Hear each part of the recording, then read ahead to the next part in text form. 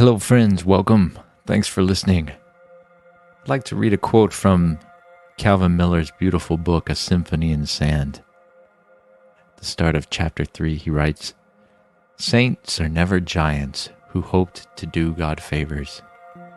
They are only souls whose needs took root in shallow dust, becoming redwoods grown from dandelion spores." I really identify with this desire to do God a favor, to do something for God. He's done so much for us, and it just seems only natural that we would want to somehow repay him. In Psalm 116, in the Message version, verse 12, he says, "What can I give back to God for the blessings he's poured out on me?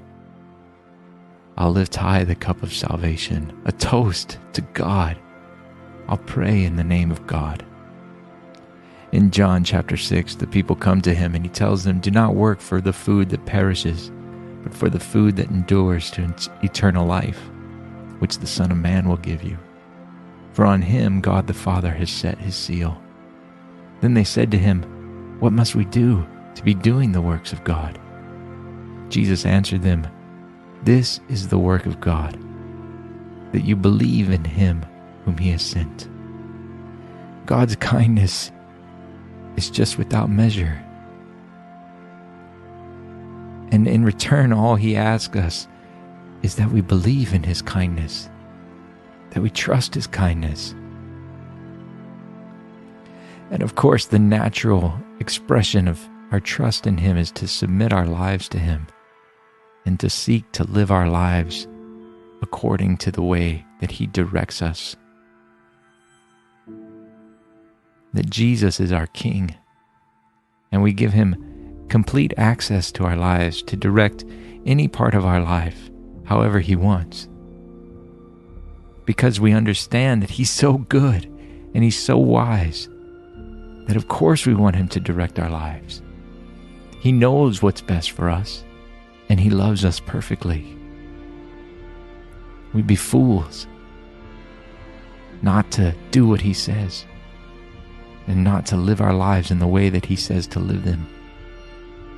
But sometimes we can sort of get our thinking a little bit backwards, and we think that we're going to do something for God.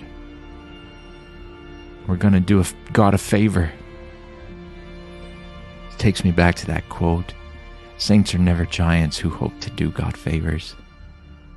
They are only souls whose needs took root in shallow dust, becoming redwoods grown from dandelion spores." One of the best prayers I ever prayed was in Juarez, Mexico. I told the Lord, my answer is yes. No matter what you ask, my answer is yes. And I know that's not a particularly creative prayer. I know that I didn't invent that prayer or anything, but we do ourselves a great favor when we surrender our hearts completely to God. And we say, "God, no matter how you lead me, I'm going to obey."